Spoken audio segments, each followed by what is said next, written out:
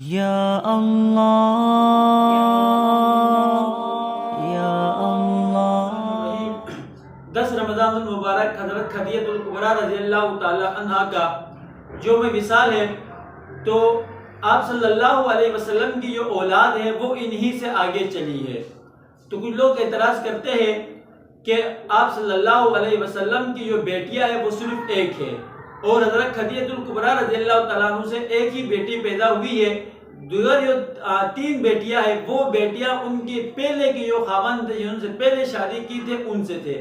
آئے یہ بات درست ہے یا نہیں؟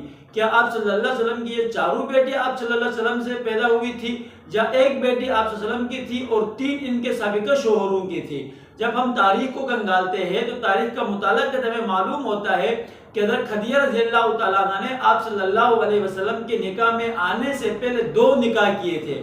ان کا جو پہلے نکاح ہوا تھا وہ عتیق بن عابد سے ہوا تھا، اور ان کے ہاں ایک بیٹی پیدا ہوئی تھی، اس کا نام تھا ہندہ۔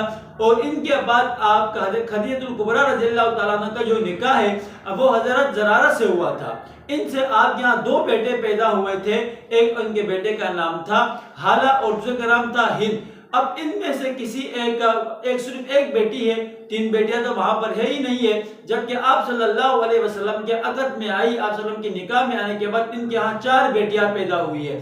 سب سے بڑی بیٹی کا نام تھا زینب رضی اللہ تعالی عنہ، اور دوسری بیٹی کا نام تھا رقیہ رضی اللہ تعالی عنہ، اور تیسری بیٹی کا نام تھا ام کلثوم رضی اللہ تعالیٰ عنہ، اور چوتھی بیٹی کا نام تھا حضرت فاطمہ الزہرا رضی اللہ تعالیٰ عنہ۔ اسی طرح آپ کے یہاں آپ صلی اللہ علیہ وسلم سے 2 بیٹے پیدا ہوئے تھے، ایک بیٹے کا نام قاسم بن محمد تھا اور دوسرے بیٹے کا نام عبداللہ ابن محمد تھا۔